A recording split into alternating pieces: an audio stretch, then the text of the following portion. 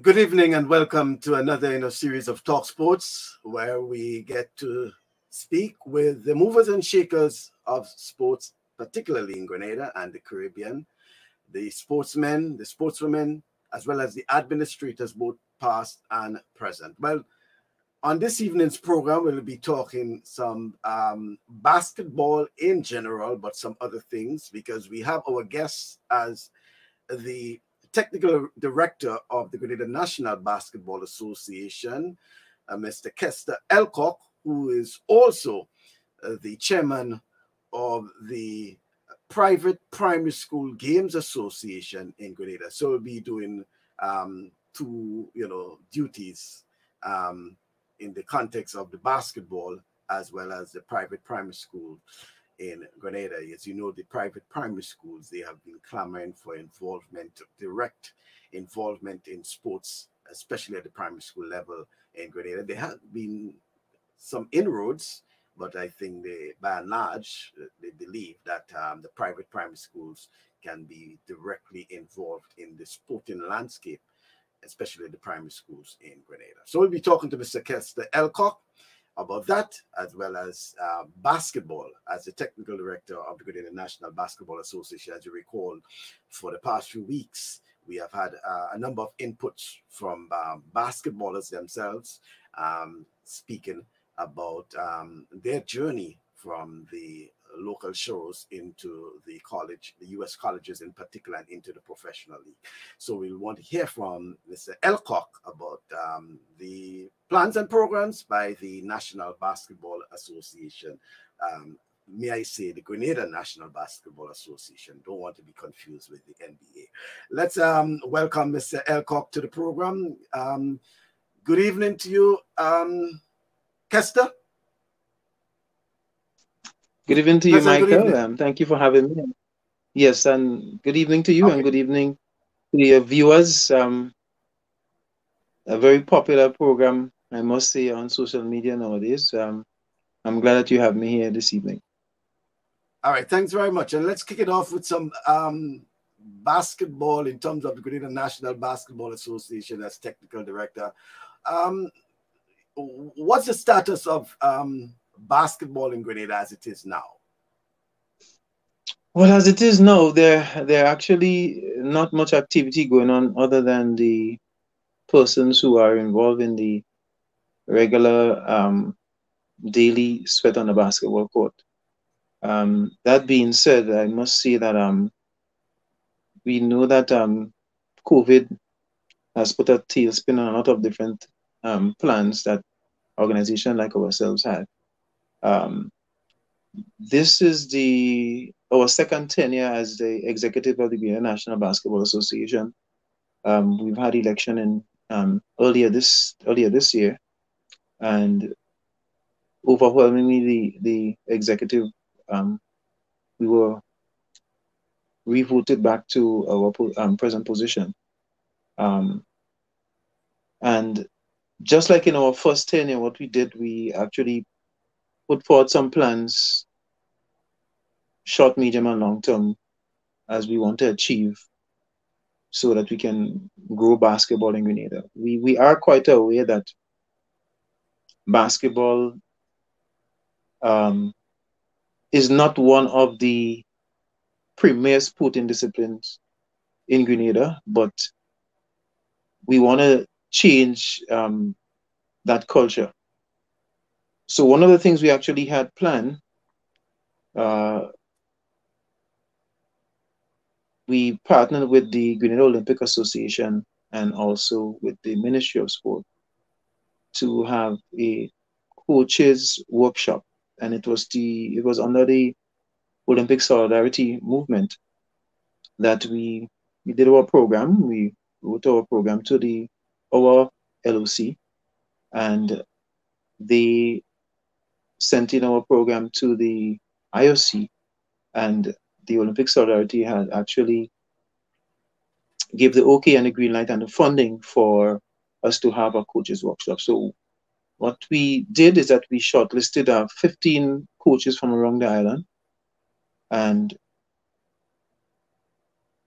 that workshop actually had to commence in May of this year. Coming from that workshop, all the coaches, well, what we were hoping that the coaches they would have gotten their FIBA level 1, because it's actually a FIBA certified coaches clinic. And from there, they were going to go back to their respective area, use some of the equipment that we'd have procured from the Olympic Association, and they were able to go and build within their communities. In selecting the persons for that program, we looked at secondary schools, persons in different communities as well. And we believe that we had a good cadre of candidates for the coaching clinic. More so that we were able to have persons representing each of the parish on the mainland. And not until recently we got someone from the island of Carriacou who showed interest, and we also got him on the webinars. Now, COVID came and put a tailspin on everything. And our parent body, FIBA, what they did is that they had a number of webinars giving the similar amount of information that the coaches would have received in the coaches clinic. So we were able to get a lot more coaches on the webinar, seeing that we only had a small number of 15 who would have been certified. So the coaches were able to get some relevant information to help them in the various areas. But I'm hoping that you know, over the past few weeks we have been hearing a lot, and you know, to an extent, COVID, but it's not a situation where COVID has really affected any of the plans and programs of or directly affected, I should say, of the Grenada National Basketball Association. That's not the case, though. No, it has, because the export that FIBA would have given us to come to Grenada, he actually was on a stint in the Caribbean. So he actually went to Bahamas. From Bahamas, he came to St. Vincent, and from St. Vincent, we got him directly to come from the day he was leaving St. Vincent. When he finished the workshop in St. Vincent, he had to travel to Grenada to start on a Sunday. And the workshop was going to be for 8 days. So as COVID came, travel shut down, persons were not able to travel as they should. So that put a tailspin on that. So it did interrupt that aspect of it.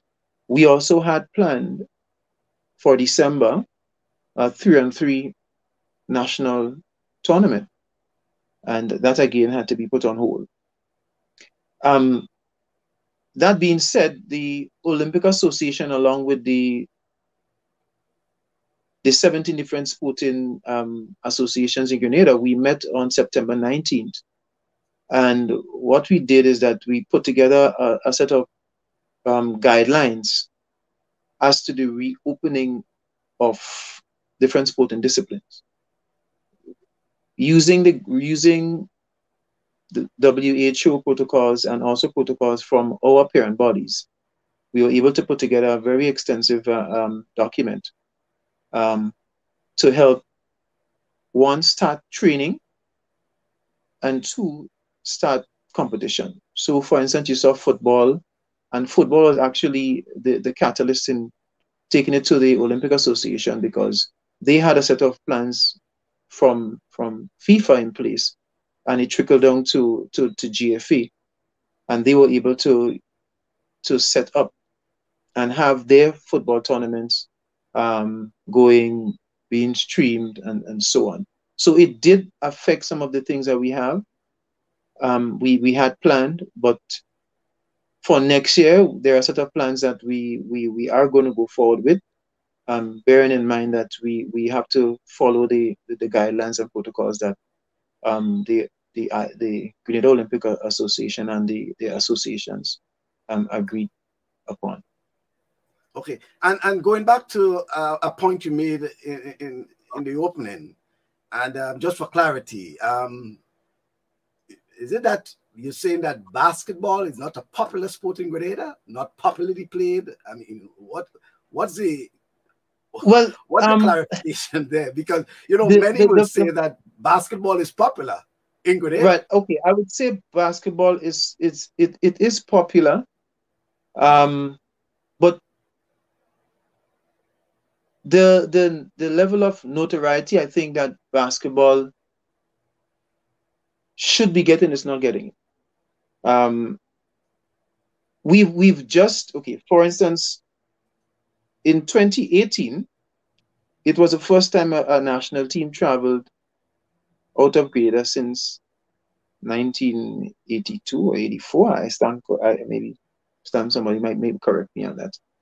And when we had our election, one of the plans that we had was so that we can have a national team travel and represent Grenada in a regional tournament. And we had the FIBA Americas, FIBA Americas Championship in Suriname. We participated in that in 2018. And in 2019, we decided that we're going to try to get some of our home-based players the opportunity to travel and play against a top team in Grenada. So we went to Guyana, and Guyana actually won the FIBA America from CARICOM, which is called CARICOM tournament. They won, so we decided they extended an invitation to us through Coach Naka Joseph, and we were able to go to Guyana and we participated. We got punched in the mouth, yes, in the three games, but we were able to learn quite a lot. And back to the popularity. I say that because there are not much activity going on in the basketball court right now. Okay, I'm one individual. I coach on the Caranash court, and I coach 4 days a week on the Caranash court. Grandans, Coach McIntyre works in Grandans. Coach Joseph in Guelph. Coach Sincere at St. Andrew. But there are a lot of areas where a lot more can be done.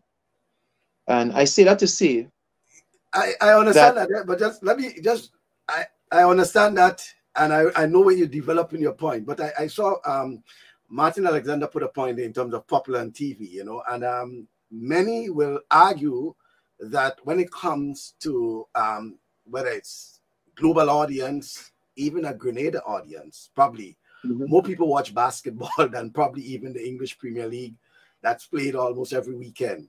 There are more interest in basketball.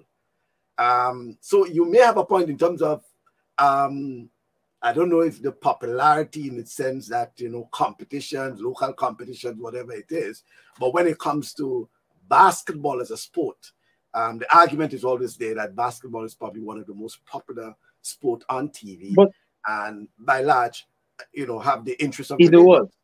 Right. So yes. So in terms of viewership, but in terms of popularity, basketball is the 5th most popular sport in the world, following volleyball and badminton and so on.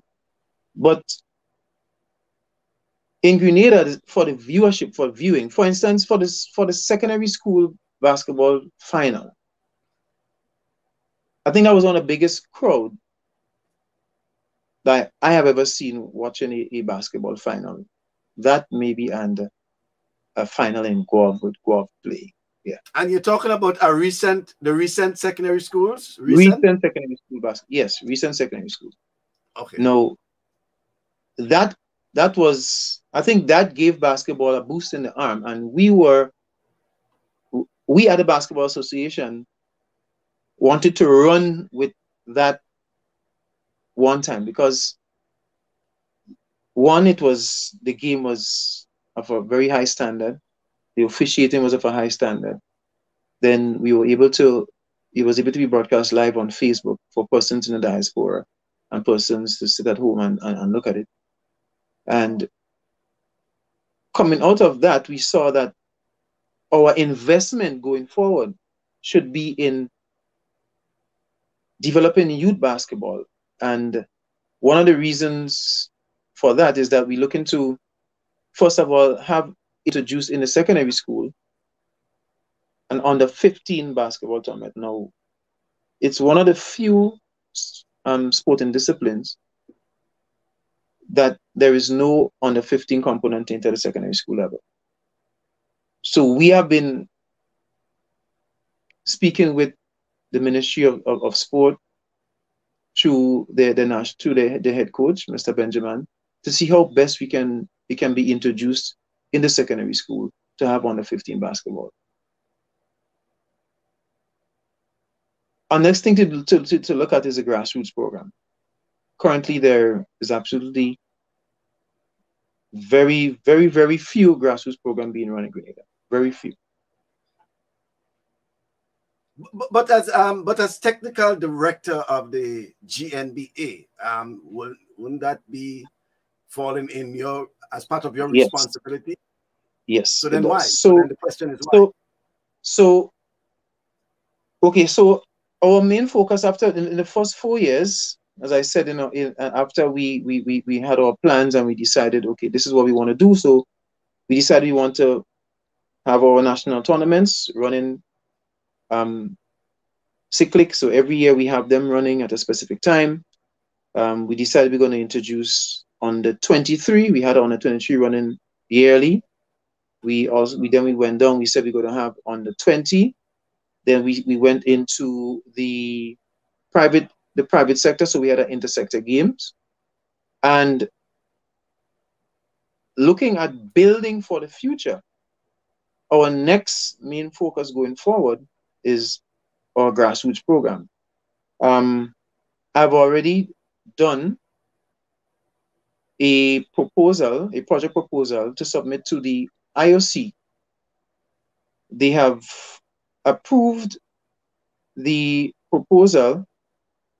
The project is now being worked on by myself, and I am part of the International Coaches Apprenticeship Program, which is a program that is set up by Delaware University. And they are working along with me to make the project a stronger project so we can go to Switzerland and we can get funding for the project. So the name of the project is Sustainable Grassroots Program using the Long-Term Athlete Development Module. Now, for the first, from September to October, I was involved in a webinar that was set up by Pan Am Sports, and it's using the long-term development module, which is set up by Canada, by Dr. Richard Way, Sport for Life, and in those webinars that were set up by Pan Am Sport, it is using the long-term module to help develop that grassroots program. Now, we did have a number of we call them basketball jamborees. We did have some jamborees after I came from Mexico and I saw the interest in the under 13 basketball. We did have a number of basketball jamborees set up in different parts of the island. One of our key areas using our summer program set up by the Olympic Committee, we had actually 4 summer programs around Grenada. That was in the summer of 2018. And we were able to get funding for the Olympic Committee to have children around the communities being involved in that grassroots program. Now, with doing something like this, it is not sustainable. It's not something where they can come twice or 3 times a week and there will be a coach there with equipment. There'll be a program. There will be tournaments that will be held where we have persons coming from different areas and come in and compete. So it's not something that's sustainable. So we did have grassroots program, but it is not sustainable. It's not something. It's not the best model for the development of the game. So persons were introduced to the game because we had new persons being introduced to the game. I remember we did one in the Carnage, and we had close to about 100 persons. We used the persons from within the private primary schools. We got the coaches to come down. They transported them down to the Carnage, and we were able to have an introduction to basketball. But from there, what happens after that? So in implementing a grassroots program, it has to be sustainable. I also looked at what GFA did in the past and what they're doing now with a grassroots program. Now it's something that's more sustainable. Persons are playing football on a regular basis. They're going on Fridays or on afternoon times, and they're playing, or on Saturdays, and they're playing. They're involved in the game more regularly. In order for our grassroots program to be sustainable and to really work well, we need to have committed individuals. We need to have persons who need to have them in the right settings and good programs. So if they're there, we now know that, okay, for the first 3 months, the children will come and someone will work with them. After the 3 months, we're going to have a tournament. We're going to get top players. We're going to bring everybody down from different parishes. And then we're going to have a national grassroots program or a jamboree. And from there, they will go back, develop, they'll meet new players. We will be able to see persons who are, and it's all about ensuring that we have good coaches.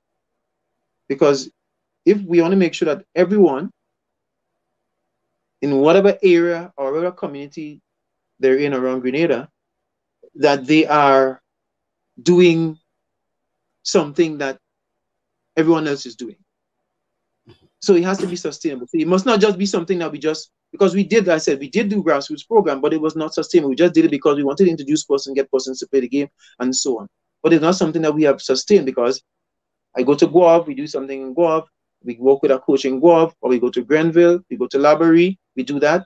And what happens after that? Persons are not, the coaches are not, they're not motivated to continue doing it. So we wanted to ensure that a program like that is sustainable. So from at the conclusion of that program, I will be able to come back to Grenada, work with the various stakeholders, work with the schools, work with the government, and I say the government, the Ministry of Sport and the Ministry of Education, to now roll out that program where basketball will now be a part of the primary school system. Because in order for us to be able to have I think a really good breakthrough in basketball, we need to start implementing the fundamentals at an earlier age. Yeah. Okay. I saw some. I will get to the comments that were made a while ago while you were speaking there. But don't you think that part of the reason has to do also with the lack of competition? I mean, you get those kids in your grassroots program, but you're saying now that it's not something sustainable. Just introducing them to it, but there's no competition. There's nothing for them to, show what they're learning, what they're doing. No means of enhancing, no means of monitoring. And I make that point in the backdrop of years ago, there was so many tournaments being played around the island. I recall the late Jericho Greenwich, for example. Both of us used to leave St. George's, head into Sotels, for example, and almost every other night or every night there's some competition there, and we're going up there, or we're going somewhere in St. Mark, for example, or even to go up.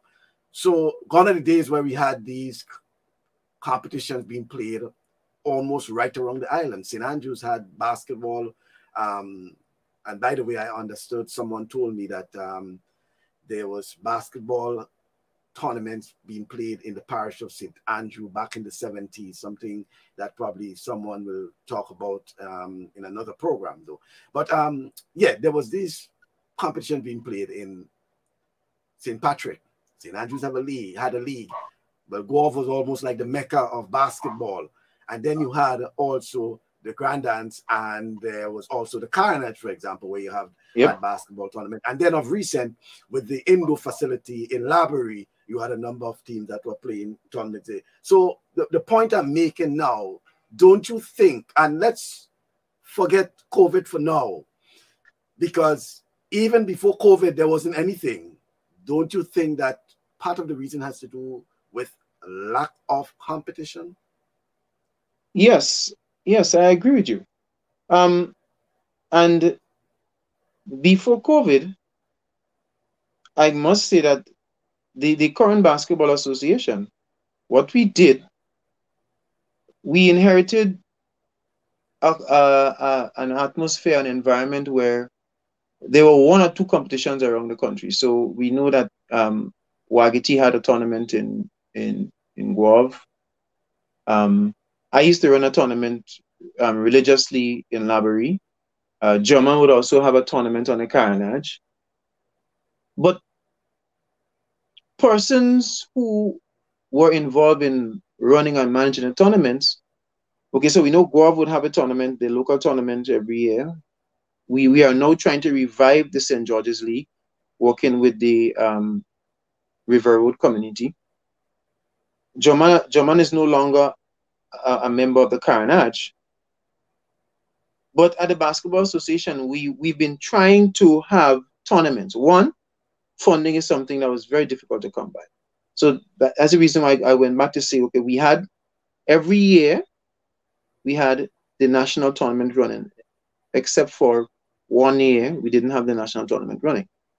But we had a national tournament running, then we had a 3-on-3 tournament run for under 16, under 17, under 18, under 23. And then we had seniors play along with that female. We also ran a national female tournament. So there were tournaments that were being run. What's not happening is that we're not seeing the different leagues, like the St. Andrews League, where St. Andrews would invite teams from around the country, and they would come and we would participate in that. 3 years ago, there was a tournament that was held in Grenville. Just an individual decided, it was called Do It for the Love Basketball Tournament. And that was played in Grenville. There were teams from around Grenada that participated. There was no tournament held in Grandance. There was none held on the Carnage. About 5 years ago, Nigel Byam had a knockout tournament. More competition is needed in order for players to be exposed to the game of basketball. But one of the things that we have, one, lack of funding. Referees are stretched thin. There are teams that want to participate, but how many persons will go and play in a tournament just go and play? Guys will just say, I just rather go and sweat, because the first thing when you run a national tournament, people asking, what's the prize money? What's the money? I remember playing basketball in the 90s, and we didn't look forward for anything. All we just did was just to play for the fun of game. Competition was very competitive. And that was it. At the end of the day, no one saw a cent. No one worried about what the prize money was. We just played for the love of the game. Okay. We do need to have the St. Andrews League. We need to have the St. John's Invitational, the St. Mark Invitational, and it takes individuals. So it's because of lack of structure within these communities. So that's one of the reasons, that's also one of the things that the association is now working on through, again, the Olympic Committee, so we can set up community-based teams, set up club structure within the communities, so we can now have each community around Grenada having basketball year round. So if we know Labary can have tournaments in the rain season. If Guave is having a tournament, they can have a tournament for 2 months. When that tournament finishes in Guave, then we have a next one in St. Mark or in St. Patrick and so on. So it's about developing structure within the communities so that we can have tournament, because the basketball association can't do everything by ourselves. We can't have funding. I remember Shad, I think was Shad Joseph from St. Mark. He got funding from one of his father's friend, and he was able to run a tournament in St. Mark. But then again, a tournament like that it will not be where they will invite teams from the outside. They will just have it as a community based. So there is basketball being played. There are tournaments being played within various communities, but not on a national level. Okay. Yeah, let me get to some comments there. Roger Duncan is actually saying that, can we just repeat what worked before with some expansion and enhancements, and considering it as basically as a start? And then he concluded by saying scholarships, dollars. Well, obviously it costs, but getting to his first point of, can we just repeat what worked before with some expansion and enhancement? Yes, definitely we can, because it takes people with the right mindset. It takes people who are willing to go and do the work, because running a tournament is not an easy job. It's not easy. I've done it for a number of years. I'm doing it with the basketball association, running a national tournament, and when I have to run under 20 tournament, set fixture, postpone games, work with referees, work with table officials, making sure the table officials do their job properly. Sometimes they don't. It's a lot of work, and some persons don't want to take on that responsibility to do that. So hence the reason why, if we have, and when we have, and I say when we have because I'm optimistic, when we have structures in place within these communities, we will be able to say there's a community, there is a group of persons who will now run a tournament, and not to worry, and the basketball association is just going to give us support. The referees association is now being formed. So we just say 5 referees, 6 referees. This is the price for the referees.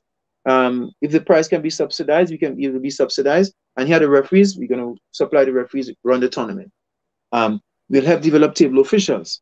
And we're going to get more persons coming on board and more persons buying in. We need to, yes, we know that. And I played basketball in Guave. I played basketball in Grenville. I played basketball in St. Patrick. I played basketball in St. Mark. I played basketball in St. David, Granans, and the Carenage. And it was individuals at the time, a group of persons who organized the tournament. All I know, when I played with St. Paul's, I just went to Grenville and I played. I played in Guave with Grenada Skywalkers. I remember beating Grenada Skywalkers in the final of the B division, because I couldn't play with the big boys yet, with the Sparklers and Downtown Rebels and 76ers and Carnage. So in the B division, I remember playing that, but I didn't know who organized the tournament. I don't know. All I know, we just went there, then we played basketball. Yeah, when we went to Grenville, the same thing. We just played basketball. Well, you're basically highlighting the point that there is a deficiency in terms of the National Basketball Association and the need for them to do much more. But getting back to some comments now, Kyron Batiste is saying the IOC, I believe it might be the GOC, the Grenada Olympic Committee, I believe, let me just read through, needs to give basketball the same backing and support structure that is given to other sporting. So yes, it has to be the Grenada Olympic Committee needs to give basketball the same backing and support structure that is given to the other sporting organizations. More importantly, there need to be basketball representation on the, well, it's supposed to be GOC board. Why is it so difficult to give basketball its fair share for development of the sport? Probably on clarification, Kyron, it's not a It's the matter of GOC. representation. It's not a, yeah, it's GOC, but it's not a matter of representation. Sports don't get I could, representation on the the Olympic I could, Committee. but I could share my sentiments with that. In that we have come a long way. The current basketball executive, we've come a long way in receiving funding. We receive $136,000 to take our team to Suriname for the FIBA America. That didn't come easy. It took time to sit and write the programs. I can tell you because I did it myself together along with the GenSec. And we had to apply for the programs 3 months prior to. So you cannot just go to Olympic Association and tell them, oh, a team want to travel to Trinidad, and you tell them, okay, when in the next 2 months, and you decide to get funding. It doesn't work like that. So one thing, it took understanding in how the programs were set up and to get the funding from the IOC, because the funding comes from Olympic Solidarity. And saying that, we've just received news that they have upped the amount of money to $590 million to spread around the different associations. So we're now looking to see if we get tap into some more funding for that. There is a lot more that can be done, but it takes the members of the association, myself, the GenSec, the president, the treasurer, sitting and putting plans in place. And we've done that to get the funding, as we did, the funding for the coaches workshop. Because we have to pay for the professional, we have to pay for the area, we have to pay the coaches, we have to give them stipend, we have to give them lunches. So it took a lot for that. Along with that, I'm now on an Olympic executive scholarship, in that I've done 2 courses so far, and that's part of building the sporting structure of the National Basketball Association. So we have to first of all know about the things, and then we're there now. And yes, Karen, we do have someone who sits on the finance committee of the GOC. In our treasurer, Rondell Johnson, he is a sitting member, a part of the finance committee within the Olympic Association. So we are aware of the funding and what needs to be done so that we can tap into the funds. Okay. But a lot more can be done. Okay, but just by way of clarification as well, we cannot equate funding for a team traveling to a tournament as development. We want what we want. Yeah, but we want what we want to see, development programs, like something like you mentioned in terms of the coaches, equipping local coaches in terms of knowledge, more grassroots programs, as some of the others were saying, and things like that. So, and just to go to Kyron's point, I think if by clarity, Kyron, and I think Kester would have mentioned that probably there's a member on a committee, but if you're referring to as an executive member, the Grenada Olympic Committee, there are affiliates, and the affiliates are the national sporting associations, who in turn elect the members of the executive. So it's not so much so representation. So it's not so much so basketball should be represented or football should be represented, but it has to do with the affiliates, electing officers to the board, the Grenada Olympic Committee board. And then you have the subcommittees, as you mentioned, your treasurer of the National Basketball Association is a sitting member of one of the committees. So that's by way of clarity. Getting back to some of the comments now, Roger Duncan is saying that here's an idea to kickstart, collaborate with an entertainer to run a Friday evening after work basketball tournament Lime. And Martin is saying basketball courts around the island needs upgrading, something that's very much in the minds of a lot of people in terms of the outdoor facilities. the facilities in particular.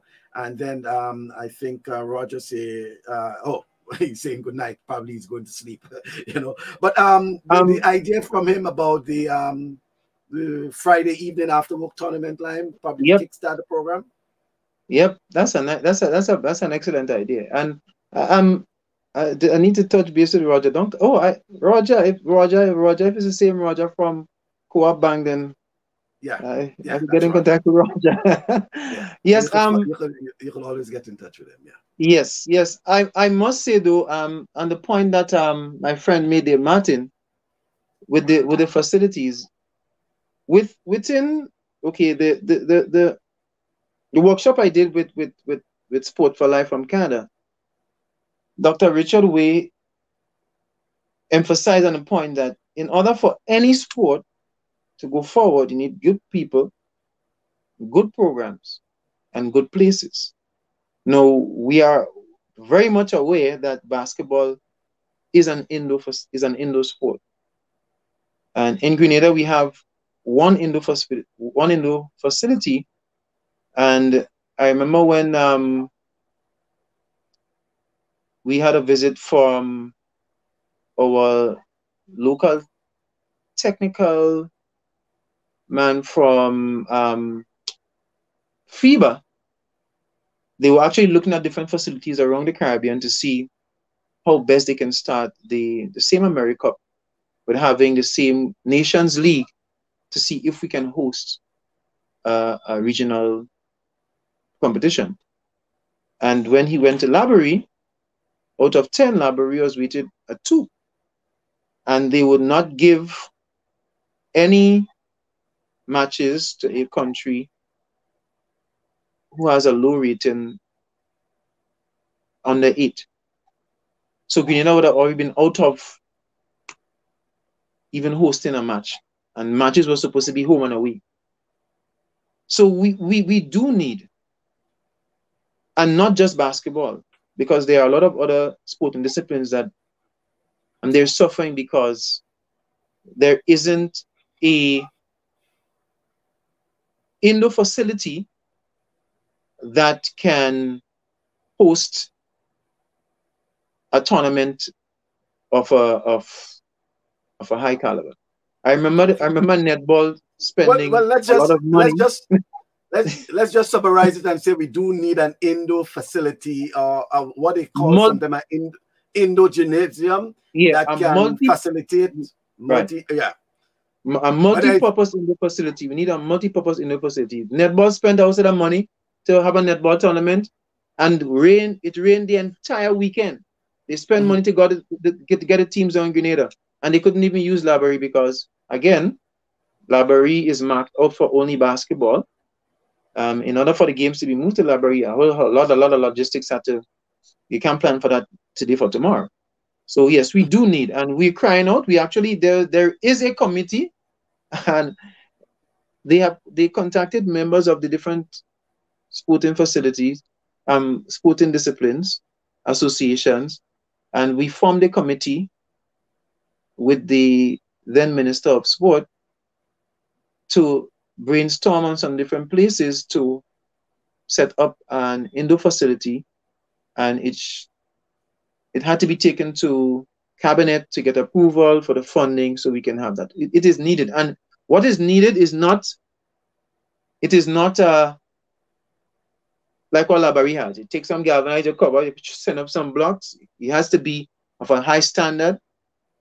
It must be able to work it out. Because look at Bahamas. Bahamas, a lot of college team will go to the Bahamas to train because Bahamas, they have the facility, and Bahamas made up of many little islands, but they have the facilities, and they're able to host a lot of Division I college basketball team looking for places to train. Look at Canada trains in Grenada. Their track and field team trains in Grenada because we have a top class facility.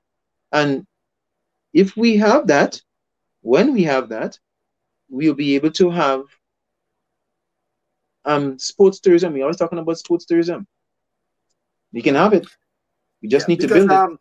Yeah, the point is made also. I remember some years ago when we discussed that, and by the way, both Glennis Roberts, the president of the Netball Association, who appeared at the program previously, spoke about this committee. And then Mr. Colin Peters, who is the acting director of sports, also spoke about this committee for this indoor facility. But the point was also made about the number of students from U.S. colleges who are now studying at the St. George's University. Albeit they're doing their medical degrees, but they would have, some of them would have played college level basketball. Division One, Division One basketball, and you will see them sometime on the court, you know, just working out and things like that. So, and probably facilities and getting them into the program and things like that. So, will assist in the development. We may come back to basketball, but I must get something in regarding your other role as the chairman of the private primary school sports games association, rather. And over the years, I know a lot of inroads made into getting private primary schools into the structure, the primary school structure. But we still haven't seen them directly involved, especially when it comes to the national primary school sports, particularly the track and field. What's the setback? The setback is the private schools. First of all, the national primary schools, it is actually Grenada Union of Teachers National. It's a national primary school championship, right? So it's the GUT, National Primary School Track and Field Championship. So because we are not, the private schools are not unionized, that has been our blockade for a number of years. We did make some inroads in 2 years ago. That didn't go down very well. I must say I was rather disappointed in the way adults behave. And I'm referring to some of the coaches, and I might get some licks for this, but I'm referring to some of the coaches because I really felt hurt for some of the, and mind you, before I get to that point, I was assistant chairman of the St. George's branch for the GUT. And I was part of the planning with working along with the St. George's branch for being a part of that sport. So I was there on the field, you know, and I heard some of the coaches from the different parishes would make a statement as, what if that child run across the lane and throw down one of we children? What be coming of that? That race door run enough. I stand up there and I'm blocking the race. That race door run enough. Because now we were able to get in provisionally by the then president of the GUT, in that there are about 7, and then there's the 8th lane. So we just ran. You know, the kids just participated. So after, we were actually going to participate in all of the events, and then the president sent a letter back to us saying we can only participate in certain events. So like the 100 meter, I think a 200 meter, and I think it was a 400 meter. So we were not able to participate in the relays and so on, because we were considered that the private primary school children may have some way inhibited, I mean, some way or the other, caused something and something to go awry and something or the other.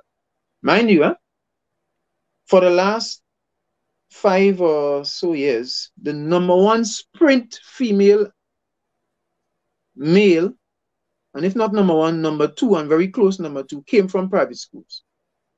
Cornell Pear is the #1 sprinter that came from St. Mary's Junior. He's now in GBSS. Ivan Peters, Daniela Touche, Shema Mills, Rico Moultrie. I don't know if you know who's Rico Moultrie, right? Because I think he's running the Bahamas now, but he came from the private Yeah. school system, Yeah. right? So it's not as though the private school were not producing top athletes. So Daniel went into PBC. He broke the 100-meter record for prep boys. The year after that, the next private school child broke that record again, and he just kept going like that and just going like that. The 400-meter record was set by Tajay Grant, a next private school child that people just happened to see him in Intercon, like, who's this boy? But he ran in private school, amassing the most amount of points I've ever seen by an athlete. So he threw javelin, shot put, discus, everything. He did everything and amassed a lot of points. So it's not as though the private schools, we do not have the amount of talent. We have talent, but for some reason, because of the union, we're not allowed to be in that 8 lane. And up to there, that's where it is. Yeah, but you call some names, but you can even go further back. Sean Lambert, for example, came Yes, from the yes. private primary I didn't school. want to go so. I didn't want to go so far because actually our 100 meters we have dedicated it to Dr. Sean Lambert. So our 100-meter prep boys, under 13 boys, just called it Dr. Sean Lambert 100 meters.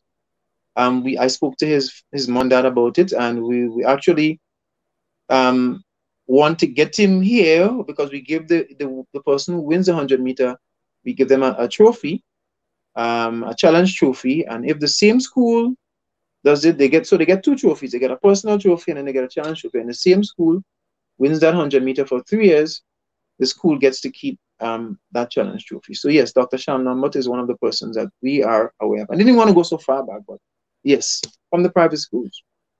Mm-hmm. And actually move from the private school to doctor, you know. But what it is being done to ensure that these kids at the private primary schools are not prevented from participating in not just in track and field, but as I indicated at the start, being directly involved in the primary schools, rather, sporting landscape, whether it's basketball, whatever sporting activities there are for primary schools, the private primary schools are also involved. I know swimming, for example, it's something that they're already involved in, right. Tennis, these sort of things. But what's about football, cricket, all these other sporting disciplines that the private primary schools can participate in? So what we've done at the Grenada Primary Schools Games Association is what we've done is that we've prepared our own sporting disciplines, and we have our own competitions among the schools because, like I said, if the Ministry of Sports is having an event, the private schools participate. So when there are also national events, so when there is the national champs or KFC relay meet, they participate in events like that. But for us to make inroads to something that is being organized by the Grenada Union of Teachers is going to be extremely difficult because remember, most of the private schools are ununionized. I know Grenada Junior Academy, we're unionized. First Choice Junior, they're unionized, and 3R's private. But for the other schools, they're ununionized, and it's a big no for us to go as a combined group to participate in an event that is put on by the GUT. Like I said, we do participate in the tennis, the swimming, and in the swimming, private schools dominate. Tennis also, the private schools also, we run our own tennis tournament, we run our football tournament, we have our beach football, and we have our grass football. We have different age categories under 10 and 11 plus. So we're able to have those tournaments being run yearly, and then the kids participate within their club. But it's difficult to get Okay. into primary school system. Well, it's interesting because I wasn't even aware that Joel Phillip is actually saying, I attended a private primary school and I always wondered why we were not able to participate in the St. George's Games and also the national games. I thought we as private school children were not good enough until I got to GBSS and realized that was not even close to being the Exactly. case. That's a shame, you know. As let me go back to Joel, and you know, Joel Phillip now is actually, Yep. you Yes. know, his role Coach, head is, coach. well, Yep. it's not even coach. He, Yeah. And he's hiring coaches. he's hired. Sorry, he's Yeah, athletic director. Athletic he's director. athletic Yes. director. He's hiring coaches, so he's hiring and Yeah. firing coaches. So and then we use the example of Dr. Sean Lambert as another one. Well, just saying, Joey Phillip, where is the private primary school talent nurtured or developed? Many times they got lost in the numbers, and he's saying, I know of many who got lost. Yes, it's true, and part of the reason could be because they're not involved. They're not directly involved. Most time it's just on the primary schools and the secondary schools. But as indicated, there are a number of folks who come from the private primary schools and all rounded, And early on, Martin was actually saying, ask Roger Duncan from Core Bank as a main sponsor. Probably, I think he's teasing you, to get Roger involved in the private primary schools, But Yeah. what do you see as the way forward to ensure? I know you outlined some things, but to ensure that even as early as 2021, when the focus is on rebuilding or getting things restarted, to ensure that the private primary schools are involved. Well, it will take a lot of understanding and collaboration. Now, we've gone so far as to try to create dialogue between one of the major sponsors of the GUT, which is Core Bank, to try to kind of lax, because that you must be unionized in order for the private school to come as a group and participate. Because at the end of the day, I think that sometimes the private school children are treated as if they're non-Grenadian. And by the way, just to clarify, when you say unionized, you're talking about the teachers being unionized? Yes, the teachers. And what that has to do with the students? School. No, the school. Mm-hmm. The school needs to be unionized. So a teacher cannot just leave from whatever private school and go to GUT and say, I want to be a unionized teacher. So it will take members within the school to say, this is what we want, and then we take it to the union, and or you tell it to your employer. I don't know how the process works. I know how we got it at Grenada Junior Academy. I know how we got it, and it might be different for other organizations. But you take it to the union come and say, these are the benefits for being a member of the union. If you want to be a member of the union, so and so, you pay the $20 a month, and then you get unionized. So that could be one way it can be done. And the next way, I just think it just takes understanding between the various stakeholders to realize that it's hey, Grenadian kids, they just need an opportunity to showcase their talent. But the private primary schools, I must say, we have a really good product in the Grenada Private Primary School Track and Field Championship. We have a really good product. Over the years, we've been improving our partnership with George F. Huggins for the last 10 years. It's a great partnership. We have other persons on board, but for a number of years, George F. Huggins, they were platinum sponsors. And we have grown from strength to strength in that last year we were able to broadcast it live with Richie Oliver and his team. So we just want to ensure that the private schools, that we get the recognition that we need. I really will hope. I really will hope so, Kester. And I want to thank you for being part of the program this evening. You know, speaking about basketball, speaking about private primary school, and the hope is that you will probably join us in the future so we can talk more about the programs of basketball, programs of the Grenada National Basketball Association, and hopefully there's some more that we want to discuss on in terms of the facilities. So the indoor facility and the private primary school in terms of you know, a larger discussion, I should say, in terms of that. And probably when we're talking about the indoor facility, because we have a program to deal with facilities, I probably may be able to invite you and others to be part of that program. So I want to thank you, Elcock. Yes, thank you. Please do. I'm always available, and always make time for you. Okay, then. Thank you very much.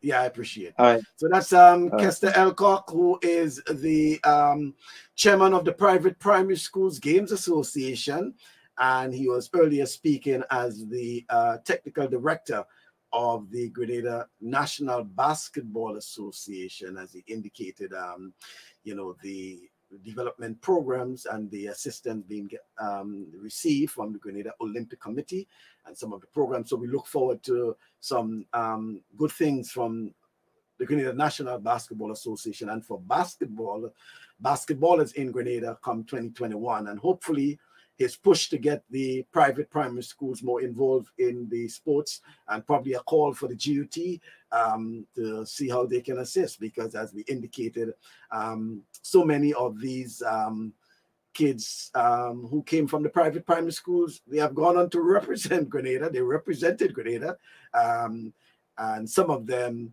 have done so quite remarkably. Won medals, you know, and did quite a lot for Grenada as we go far back as probably even, you know, probably before Dr. Sean Lambert, there may have been others, you know, and then up to recently, as he indicated, a number of folks who actually represented and representing Grenada still at the junior level, they're actually coming from the private primary school. So we hope that the GUT and the Private Primary Schools Games Association can come to some agreement on that. It's all for the betterment of our youngsters who are involved in sports. So thank you once again. Don't forget, fans, you can join us on Saturday when we continue with the family discussion, as we will say. This time on our program, we'll be looking into the village of Happy Hill and also the couple's involvement in sports this time is football. We will be speaking with Kelvin and Sherry and Hector, husband and wife duo. They're very much involved in football. As you know, last weekend we had the Simpsons, Babs and Nat Simpson. This weekend it will be the Hectors. It will be Kelvin and Sherry and Hector. They're involved in football and also at the community level, which is Happy Hill. So don't forget, join us on Saturday, 1 o'clock Eastern Time or 2 o'clock Eastern Caribbean Time or Grenada Time, where we'll have another program. And then the following week, long awaited, the president of the Grenada Football Association, Mr. Chelly Joseph, he has confirmed that he will be on the program come November 21st. He will be on the program. And hopefully on the 28th, we will wrap up the month of November with former Grenada 400 meters record holder. Well, I shouldn't say former. She's still a record holder. Hazelin Regis Buckles. She will be on our program. Very exciting coming up for the rest of November. And you know, November is a very important month for quite a few of us, myself, Chelly Joseph, you know, and others. So, folks, thank you once again for joining us, and hope to see you on Saturday, 1 o'clock Eastern Caribbean Time and 2 o'clock Grenada Time for another in our program. Until then, take care.